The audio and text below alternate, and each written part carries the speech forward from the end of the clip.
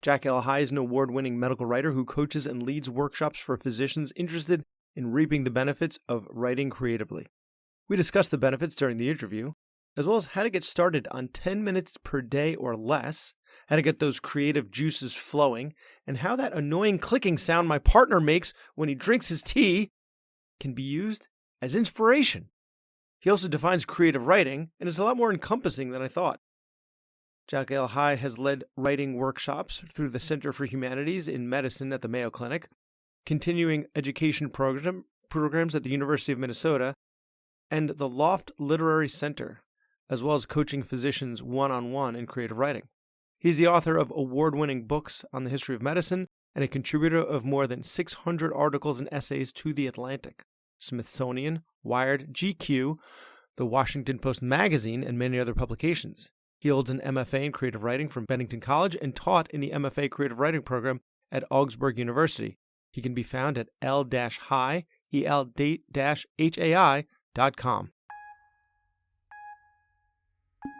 Welcome to the Physician's Guide to Doctoring, a practical guide for practicing physicians. Dr. Bradley Block interviews experts in and out of medicine to find out everything we should have been learning while we were memorizing Krebs cycle. The ideas expressed on this podcast are those of the interviewer and interviewee and do not represent those of their respective employers. And now, here's Dr. Bradley Block. Jack L. High, thanks so much for being on the podcast. It's my pleasure to be here. Thank you. So let's start off with your origin story. And there are actually going to be two origin stories here, right? There's one of how you became an author, a writer, and specifically your area of interest. That became your area of interest. And then the second origin story we're going to get into is how you decided now to focus your attention on physicians specifically and helping us to get our creative juices flowing. So let's start with just how you became an author. Those are two separate stories, and I'm happy to talk about each. Well, I became interested in writing very soon after I finished my college years.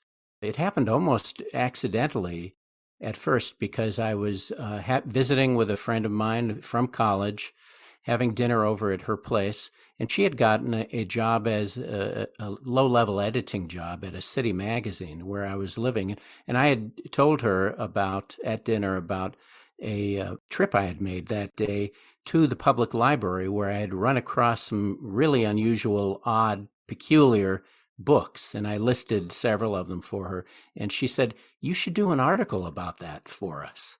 And I thought about it, and I said, "Okay, I will." And I did a short front of the book piece for that magazine, liked it, did more, and eventually discovered that what I really enjoyed was writing early in my career about history, writing about things that had happened in the past.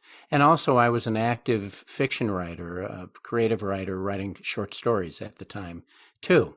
So I wrote more for magazines. I eventually graduated from city magazines to regional magazines to national magazines. Then I became interested in writing books, and I began proposing some books. Early on, I didn't have much success in my book proposals. I did start having success, and this now gets to the second prong of your question, when I came across a story about a woman in my area. I live in the Twin Cities, Minneapolis, St. Paul, who had written a letter to the editor about her uncle's experience as a patient in the Minnesota State Hospital system. And she mentioned in her letter, first of all, that he had died as a patient in the hospital and had been buried in an unmarked grave. That was horrible. But also that he had involuntarily received a lobotomy as a state hospital, psychiatric hospital patient. That was news to me and caught my interest because I didn't know that many lobotomies had been performed in Minnesota, especially that late. This man had his lobotomy in 1968, and it just sparked my interest. So I called the woman, found her in the phone book back in the days when we were using phone books, and talked with her about her uncle, interviewed her, and eventually did a story about the practice of lobotomies in the state hospital system for a magazine called Minnesota Medicine, which is the magazine of the State Medical Association. Then I was really hooked on that topic because in the course of researching that article, I learned about a man, a neurologist and psychiatrist named Walter Freeman, who is the main advocate in the United States for psychiatric surgery and lobotomy in particular. Dr. Freeman had performed some lobotomies in Minnesota, but most of his lobotomies were in other parts of the country, especially in the Washington, D.C. area, and then later in the San Francisco Bay Area. So I decided I want to keep writing about this. I proposed a story about Dr. Freeman's work to the Washington Post magazine. They went for it. So I did that, and that article, which came out in, I believe it was 2001, led to a book proposal, one of my first book proposals, which sold. It was even involved in a very small bidding war between two publishers, and it was published in 2005 as The Lobotomist, a maverick medical genius and his tragic quest to rid the world of mental illness. It was in the course of promoting that book that I became aware that physicians wanted to write. And this was because I was giving a lot of talks at medical conferences, neurosurgery conferences, before medical groups of different kinds in grand rounds series at a lot of different medical schools and hospitals. And almost always at the end of my talk, some physician would come up to me and say, I'm writing essays, or I'm writing a book, or I'm writing fiction, and I don't know what I'm doing, and I don't know how to get my work published. Can you help? And, well, I could maybe help a little in the few minutes that I had to talk with these doctors. But when all of the promotion for The Lobotomist was done, I worked up a workshop, an in-person workshop for groups of healthcare professionals, which at that time included physicians as well as nurses, therapists of all kinds, veterinarians, a lot of different kinds of people working in healthcare, help them learn how to write. And probably the most important thing that I learned early on in leading those in-person workshops was that writing meant something different to almost every person. To some people, writing meant publishing books, getting those essays published. But to others, publishing wasn't so important. What was more important to many, probably most, of the people who attended the workshops was getting their thoughts down, creating order out of their lives, which seemed chaotic to them without the possibility of getting it down that way. So I had to refine my workshops, and I led those workshops for a number of years through the University of Minnesota's continuing education and the Mayo Clinic's Department of Humanities, Medical Humanities, continued those. And then the pandemic hit. I wasn't able to do those kinds of workshops in person anymore. And since last summer, I've been working on individually coaching physicians virtually through Zoom in their writing and to help them get what they want from their writing, which might be relief from stress and burnout. It might be they feel they need added curiosity in their life, different ways of seeing their work and their patients, putting themselves in the shoes of other people, including their colleagues and their patients, and a greater excitement in the world outside them. So for many of the people I've worked with, writing is a way to get outside of themselves, which is a little ironic because writing is a very individualized, internalized kind of activity. But if you can put yourself in the places of characters, other people in your writing, you can go a long ways to build new perspectives. When you are coaching physicians one-on-one, and I am sold on, before we get into the question, actually, I'm sold on this creative outlet. And it doesn't necessarily need to be this creative outlet. It needs to be some creative outlet. It needs to be something outside of medicine, outside of your day-to-day, even though every patient is different and every patient tells a story. a lot of what we do eventually becomes routine. And so we need something different. We've talked on past episodes about hedonic adaptation. You get used to everything. But when you've got this new idea like what you're bringing to us, it could be really invigorating. Something completely new, something that we haven't thought about maybe since our high school English class. We can do it too, right? We can do it. I absolutely agree that there are a lot of creative activities that can serve this purpose too. Performing music, if you have talents and inclination in that direction, is great. Painting, pottery, and all kinds of things can work. One great advantage of creative writing, though, is that it's simple. You don't need special equipment. You can do it in very small chunks of time, and you can accomplish something without the aid of anyone else. You can be the creator. That's what creative writing offers. And there's a wide range within the field of creative writing. You can be writing fiction, you can be writing nonfiction, you can be writing scripted kinds of works, podcasts, whatever it is. It doesn't really matter. And for physicians, most of the benefits that come their way through creative writing happen without publication. And for those who, that number of people who I've worked with who are interested in publishing their work, there are other benefits that come with that. Few of them, I would say, are distinctive, though, to working in medicine. They're just the kind of benefits anyone would get from publishing their work, and those are satisfying and significant.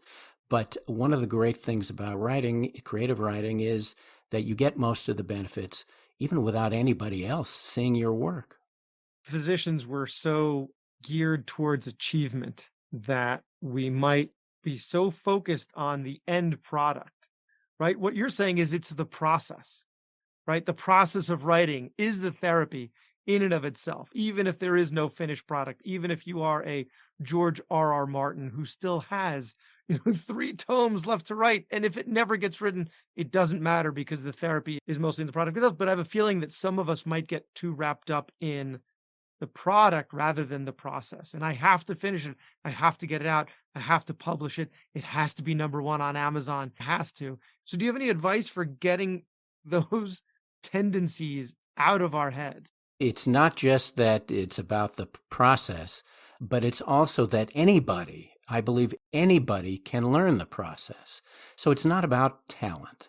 And what it is about is redirecting your thinking to think in a writerly manner, and also to read in a writerly manner. Reading is a big part of writing. But what that means is noticing things. If it can be boiled down to one point, notice things and be aware of your own reactions to what you're experiencing. So that's step #1. Step #2 is getting it down.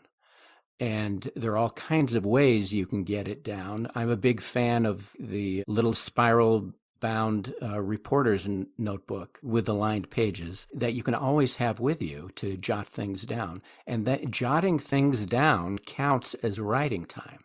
So if you spend 10 minutes a day jotting things down, you're writing.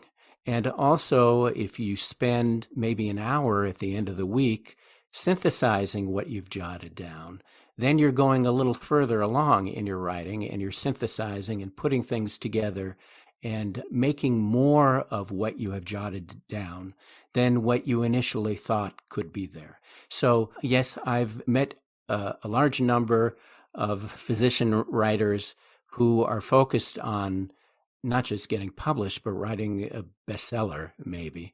And I can help with that. But in the work that I'm doing specifically to help physicians, that is, I was going to say it's not the point. It's an extension of the point. It's not necessary. And for some of the people I have coached and also led in workshops, it's a relief to hear that, because you don't have to excel. You just have to get good enough.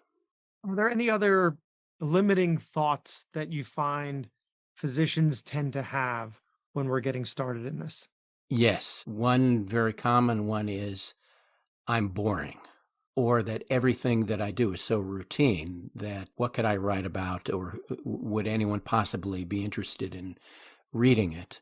And some of that comes from a confusion between commonplace and boring. What's commonplace can be interesting and can lead to profound thinking and writing.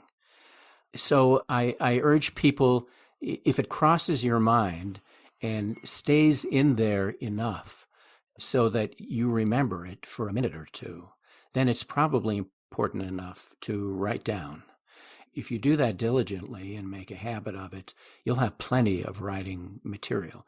I don't urge all the physicians who I work with to write about their work. Many want to, because work is a big part of their lives, and a lot of interesting dilemmas and successes and failures and emotional situations come out of their work with patients or with their colleagues. It is just as good, just as satisfying to write about fantasy worlds, the world as you would like it to be or as you're afraid it might be. And those have, I think, the same kind of beneficial effect as writing about your more immediate life. Give us a flavor for some of the variety of topics that your students have covered. I have a doctor I'm coaching right now who is writing a lot about the connection between his medical practice and his running practice. He's an avid runner and he competes a lot in triathlons and things like that. And as he's competing in triathlons, his career is on his mind a lot. And as he's practicing medicine, his work in triathlons is on his mind a lot. So obviously there are connections.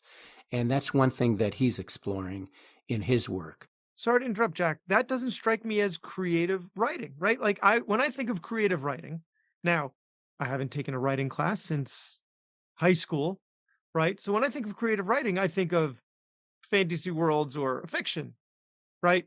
I don't think of a physician / marathon runner discussing the connection. That would seem to be autobiographical to me. And autobiography is creative writing.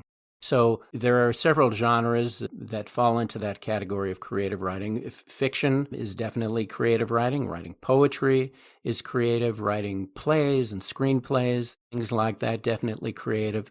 But also there are many types of nonfiction writing, including the personal essay, which I have done a lot of, which is creative. What's creative about it? It's that you are making connections between things that on the surface may not be connected. And you are also taking your personal experience and generalizing from it to make it universal, so that whoever reads your essay, whether that reader is a physician or not, or a triathlon athlete or not, will gain something from it and see some facet of it that might be applicable to their own lives. So if I had to identify what makes writing creative versus writing that's not creative, it is the effort to take specific personal experience and make it universal. And that can happen in nonfiction or fiction, poetry, any of the genres. Because your work has been nonfiction.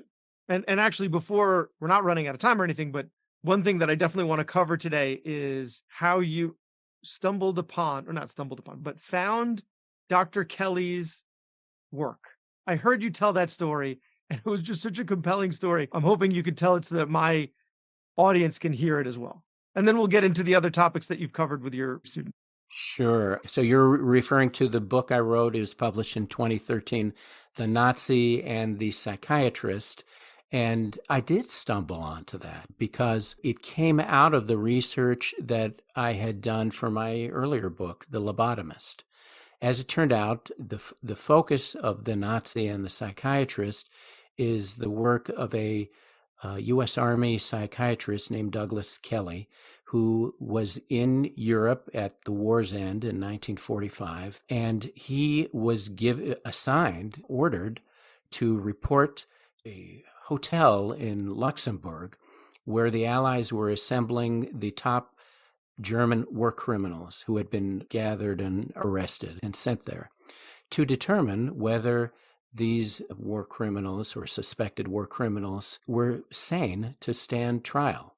Already the Nuremberg trial was on a lot of people's minds. And so he went there to do that. But Dr. Kelly was a very ambitious and driven man, and he wanted to do much more than that. He saw this as a great opportunity to look into the minds of some of the worst criminals of the 20th century.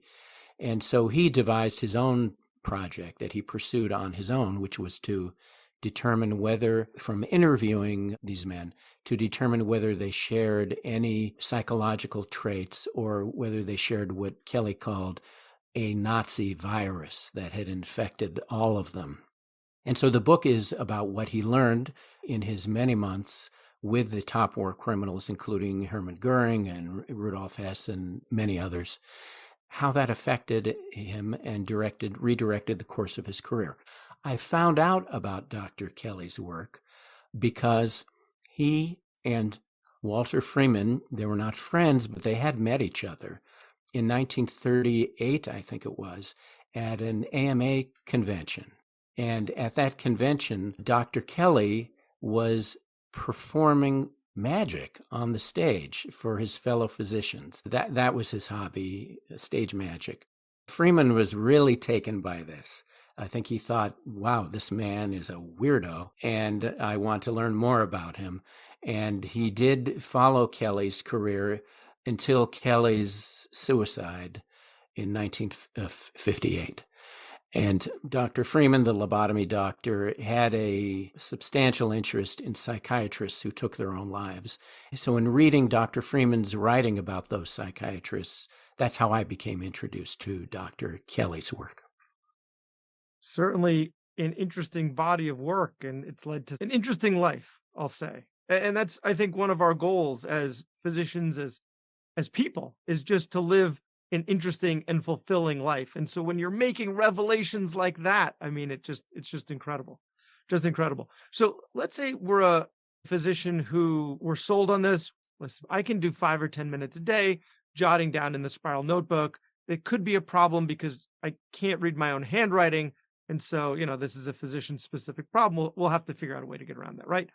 But where do I even begin, right? Like, I know what my interests are, but creative writing, you're saying fiction, nonfiction, everything covers so much ground. How do I think of a topic? Do I even think of a topic? Or do I just start writing what pops into my head and see where I'm at the end of the week, at the end of the month? What's my process here? You don't have to think of a topic, but you can. So what I often suggest that physicians do when they're just getting started in this is to jot down what they notice. And it could be things that may seem like non-starters. You may notice, for instance, that a colleague drinks coffee in a strange way every morning.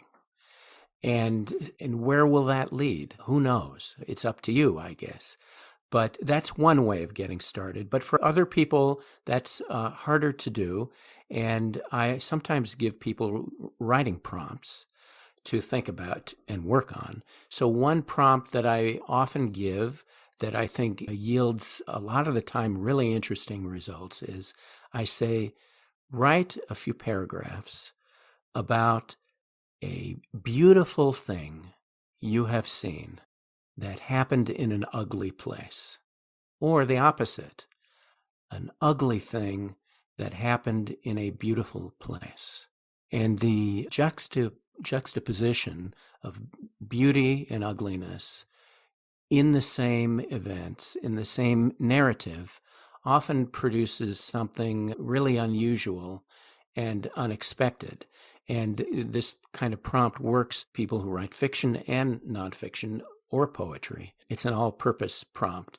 And that's one of my favorite things to start people out with. And then another thing that I often recommend is, what do you like to read? Pay attention to that. If you find yourself reading confessional memoirs a lot, well, then you're drawn to that genre. And it might be a good thing for you to begin work on. If you're drawn to police procedural crime novels, then start making your observations with that in mind.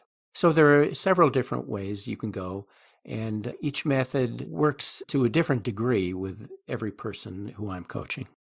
Just the observation aspect of it sounds like it could even have some therapeutic value to it, because as you're describing it, I'm thinking like this physician drinks coffee in an interesting way, which probably gets perceived as this doctor drinks coffee in a really annoying way. But since you're changing your lens from irritated to interested, the same observation can be perceived in a very different way. So now instead of it being something that bothers you, it's something that you're able to find interest in and even chuckle about as you're jotting it down into your spiral notebook rather than it just driving you nuts. And what we hope that would eventually lead to is, instead of thinking, say, of patients as an enlarged heart or a broken elbow or whatever, you start putting whatever is wrong with the patient in the context of the person. So it's a person with an enlarged heart. How does that enlarged heart affect that person's life? What is the person complaining about? Things along those lines. And if you can, really, when doctors complain about stress and burnout, they're often complaining that they're overwhelmed, they're bored, and they're not finding in their work what they originally sought when they went into a career in medicine. And by seeing not just patients, but colleagues and all the people around them, all the situations around them, more completely and more fully, a lot of that boredom and stress and feeling of being overwhelmed diminishes. And that's one thing that we're going for in this kind of work. That's that hedonic adaptation again. The monotony of it goes away, and the uniqueness of, instead of being your third hip fracture of the day, you're seeing the uniqueness of each one, of each individual, because you're using them almost as your muse. Right. The cliche is everybody has a story. It's true. You, as a physician, may not be able to find out everyone's story. Your time is limited. But if you can't find it out, you can imagine it. And so simply taking notes on speculations about patients, colleagues, whoever, about how what you're seeing affects them, how it affects you. So paying close attention to your emotions and responses, all of that comes together in a web that can lead to some very interesting writing, creative writing, which is slowly and surely changing your perspective on what you're doing and how you perceive what's around you. I love it. I love it. It's a good way to stay curious. So if people want to find you, get in touch with you, find out if you're available for coaching, where do we find you? The easiest way is through my website, which is elhai.com. That's el-hai.com. That website has a lot about my writing, but there's also a page there about the work I do with physicians, and that's the place that'll give more information. Thank you for helping us as a profession, and thank you so much for your time tonight. As I said, it's been my pleasure. What I would love to see is physicians getting involved in any kind of creative work, which will help everybody, especially themselves, to find more satisfaction in their, not just their work, but their lives outside of their work. And creative expression really has that potential and can do that. That was Dr. Bradley Block at the Physician's Guide to Doctoring. He can be found at physiciansguidetodoctoring.com or wherever you get your podcasts. If you have a question for a previous guest or have an idea for a future episode, send a comment on the webpage. Also, please be sure to leave a 5-star review on your preferred podcast platform. We'll see you next time on the Physician's Guide to Doctoring.